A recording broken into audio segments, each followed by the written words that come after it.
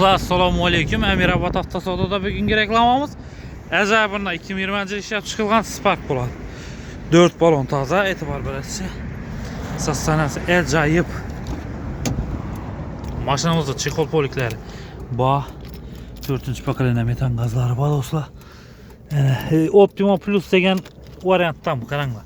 Podagri sidinalar, magnitofonlar toza bo'lsin. 86 000 km yurib turibdi mashinamiz do'stlar.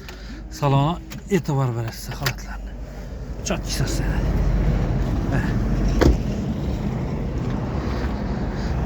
Maşın acayip. Dostlar maşınımız klasikine geldiğim bozuk. Şu an taraf kreli bilen işkinde var. Bemal ustalarınızdaki göz tekşirtirip alarası. Maşınımızın narxına geldiğim bozuk. Boladan yürü 86 milyon dostlar. 86 milyon banker kalımına dolar 21-22 milyon bilen 2 milyon 100'den geldi aylık. Kime kızık buradan olsa maşinamız Amirabad avtosavdoda bemalol gelip görüp tekşirtirip alarası. Maşınlarımız köp geleverse Cobalt isemi Central Liboy türde maşınlarımızdan var. Damaz Matiz Nexia 1 Nexia 2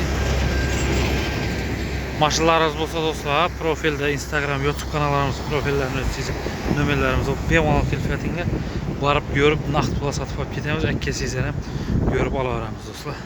Sağ olasınız, selamat olasınız. Geleverse Amirabad avtosavdoda. E'tiborlaringiz uchun rahmat.